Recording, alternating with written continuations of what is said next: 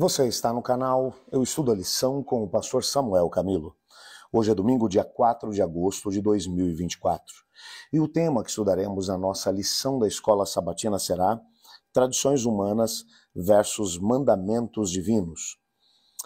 O texto que serve como base para o nosso estudo de hoje encontra-se em Marcos capítulo 7, versos 1 a 13, que diz assim: Certo dia, alguns fariseus e mestres da lei chegaram de Jerusalém para ver Jesus. Observaram que alguns dos seus discípulos comiam suas refeições com as mãos impuras, ou seja, sem lavá-las. Pois todos os judeus, sobretudo os fariseus, não comem sem antes lavar cuidadosamente as mãos, como exige a tradição dos líderes religiosos. Quando chegam do mercado, não comem coisa alguma sem antes mergulhar as mãos em água.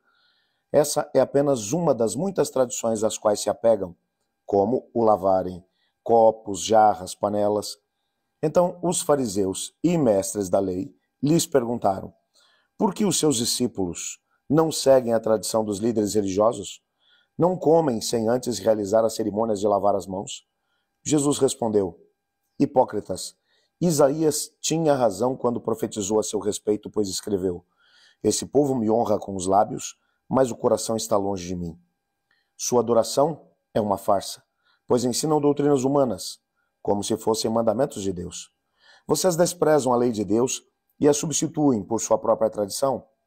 Disse ainda: vocês se esquivam com habilidade da lei de Deus para se apegar à sua própria tradição. Por exemplo, Moisés deu essa lei: honre seu pai e sua mãe. E quem insultar seu pai ou sua mãe será executado. Vocês, porém, ensinam que alguém pode dizer a seus pais: não posso ajudá-los. Jurei entregar como oferta a Deus aquilo que eu teria dado a vocês. Com isso, desobrigam as pessoas de cuidarem dos seus pais, anulando a palavra de Deus, a fim de transmitir a sua própria tradição. Esse é apenas um exemplo entre muitos. Bom, quando olhamos aqui para esse texto representa realmente um momento de grande embate da parte de Cristo em relação aos líderes religiosos do seu tempo. E a grande questão aqui era uma tradição que havia se estabelecido entre as pessoas relacionado a uma prática de purificação cerimonial, uma prática de lavagem das mãos, braços, o rosto, antes de poderem fazer uma refeição. Mas não apenas isso. Quando eles chegavam de locais públicos, por terem, de repente, tocado em alguma coisa impura ou eventualmente estando, porque eles também criam dessa maneira, em um ambiente onde pudesse eventualmente ter alguém que não era judeu, e essa era a contaminação por associação. Nada disso fazia parte das questões bíblicas. O mais próximo que você encontra disso, no contexto bíblico, é Êxodo no capítulo 30, versos 17 a 21, que diz assim: Disse mais o Senhor a Moisés: Farás também uma bacia de bronze com o seu suporte de bronze para lavar. Pô-la-ás entre a tenda da congregação e o altar, e deitarás água nela. Nela Arão e seus filhos lavarão as mãos e os pés, quando entrarem na tenda da congregação. Lavar-se-ão com água, para que não morram, ou quando se achegarem ao altar para ministrar, para acender a oferta queimada ao Senhor. Lavarão, pois, as mãos e os pés, para que não morram, e isso lhes será por estatuto perpétuo, a ele e a sua posteridade, através das suas gerações. Eu não sei se você entendeu esse texto. Nesse texto, o Senhor Deus realmente havia dado um mandamento a Moisés, mencionando que todos aqueles que fossem ministrar dentro do santuário, dentro do templo, e aqui nós estamos falando de Arão, sumo sacerdote, e seus filhos, os sacerdotes, eles não poderiam ministrar junto do altar ou entrar dentro do lugar santo sem que antes tivessem feito esse ritual de purificação. Qual era a ideia? Era mostrar para eles que entrar na presença de Deus exigia que o ser humano tivesse o seu coração limpo. E é claro, como uma forma, uma cerimônia, havia essa cerimônia de lavagem das mãos e dos pés. Mas isso era alguma coisa que tinha sido dada exclusivamente para o sumo sacerdote e os sacerdotes, que ministrariam dentro do templo, dentro do santuário. Quando aconteceu aquele episódio mencionado na lição de ontem, onde nós estudamos a respeito dos Hassidim, que depois receberam o nome de fariseus, eles pegaram muitas dessas tradições, muitas dessas ordens do Senhor e acabaram estendendo essas ordens para todas as pessoas. Não havia nenhum mandamento da parte do Senhor de que todas as pessoas deveriam seguir isso. Mas agora eles mencionavam, se alguém chegar da rua, for ao mercado fazer uma compra, qualquer coisa parecida, e não fizer o ritual de purificação, lavagem das mãos, do rosto, da cabeça, dos pés, não pode, sob hipótese alguma, se sentar à mesa e comer, porque senão a própria comida ficará contaminada. Não havia nada disso no contexto bíblico, era uma tradição de homens. E agora um grupo de fariseus e de mestres da lei vem de Jerusalém até a região da Galileia, onde Jesus estava ministrando. E eles repararam que alguns dos discípulos de Jesus estavam comendo e não tinham feito o ritual de purificação. E eles agora começaram a apontar o dedo para Jesus, dizendo que nem ele nem os seus seguidores seguiam a lei de Moisés. Bom, Jesus vai responder de uma maneira muito interessante. Ele vai fazer uso de Isaías capítulo 29, verso 13, que diz: o Senhor te disse, visto que esse povo se aproxima de mim, e com a boca e os seus lábios me honra, mas o coração está longe de mim, o seu temor para comigo consiste em mandamentos de homens, que maquinalmente acabou por aprender. E ainda há um texto aqui que vai, aonde o próprio Isaías ele vai mencionar exatamente isso. Jesus vai citar isso ali no capítulo 7 de Marcos, esse mesmo texto, mencionando que as pessoas do tempo de Isaías, à semelhança daquelas pessoas daquele tempo, honravam mais a tradição dos homens do que a tradição de Deus. O mandamento do Senhor acaba sendo desprezado enquanto as tradições dos seres humanos acabam sendo honradas. E para isso, ele vai dar um exemplo. Êxodo capítulo 20, verso 12, vai dizer: honra teu pai e tua mãe. Mas havia uma tradição na época de Jesus chamada Corban, onde o indivíduo que tinha responsabilidades com seus pais já idosos, de poder cuidar deles, de poder prover aquilo que era necessário para o seu sustento, ele poderia se esquivar desse mandamento se tão somente dedicasse uma parte desses recursos para a oferta do templo. Isso era chamado de Corban.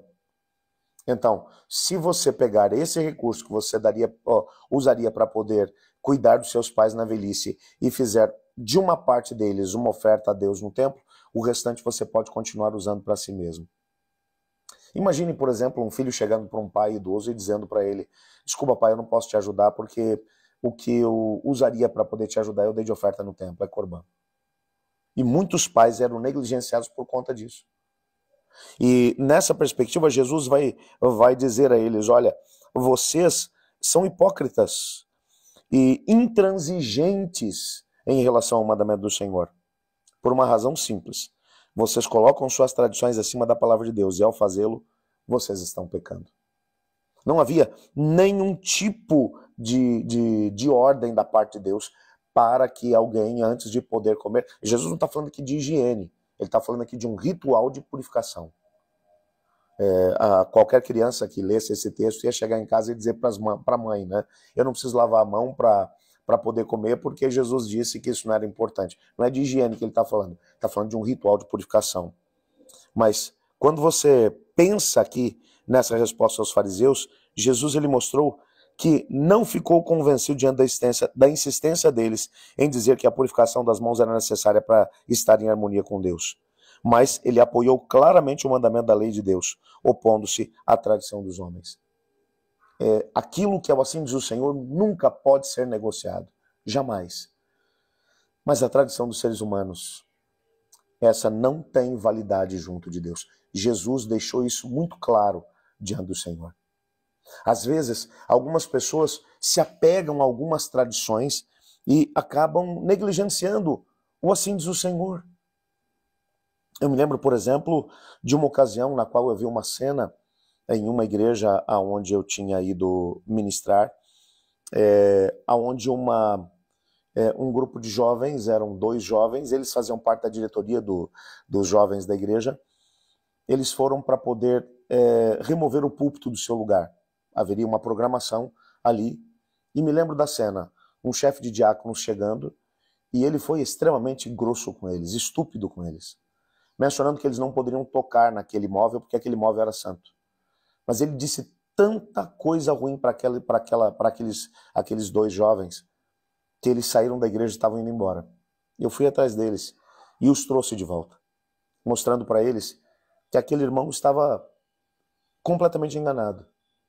Quando fui conversar com o irmão, ele disse: pastor, esse móvel é santo.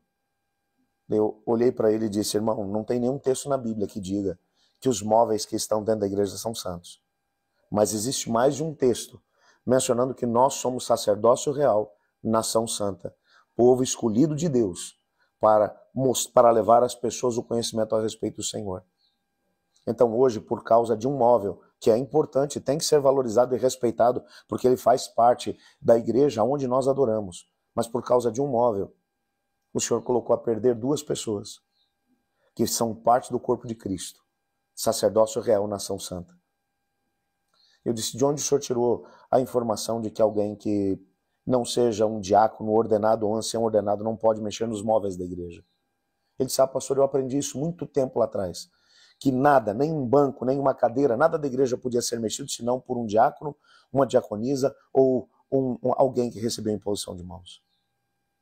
E eu tentei mostrar para ele que o mais importante para Deus não são os móveis, não são as paredes ou o telhado da igreja. Até porque tudo isso vai ser queimado quando Cristo voltar. O importante para Deus são as pessoas que estão lá dentro. Com isso, nós não estamos incentivando as pessoas a desrespeitarem o ambiente da igreja, não é isso que a gente está dizendo. Mas nós não podemos dizer que um móvel da igreja é mais importante que uma pessoa, deve ser mais valorizado do que pessoas que ali estavam. Se aquele ato, se aquele gesto iria chocar algumas pessoas da comunidade, tudo bem o líder da igreja chegar e dizer: olha, da próxima vez que vocês forem mexer, chamem a gente. Aqui na igreja nós costumamos deixar essa atribuição apenas para os diáconos e diaconisas. Está tudo certo. Mas usar uma tradição para tentar espantar, colocar para longe pessoas que fazem parte do corpo de Cristo, que é a igreja, isso não faz parte do plano de Deus. Com certeza, se Cristo Jesus estivesse em pessoa, em figura humana, como esteve na época que foi descrita por Marcos, Jesus talvez teria dito a eles: isso é uma tradição de homens. A gente tem que tomar muito cuidado com tradições que às vezes se tornam mais importantes para nós do que o assim diz o Senhor. Amanhã nós vamos desdobrar ainda mais esse mesmo tema, e o tema será mãos puras ou coração puro. Antes de poder fazer isso, entretanto, eu quero orar junto com você. Obrigado, Pai, por tua palavra, por sabermos que o Senhor, em sua palavra, deixou claro aquilo que espera de cada um de nós. Ajuda-nos a sermos fiéis a Ti. Não permita que coloquemos as tradições dos seres humanos acima daquilo que é a Tua vontade. Pois é em nome de Jesus que oramos. Amém. Eu estudo a lição, e você?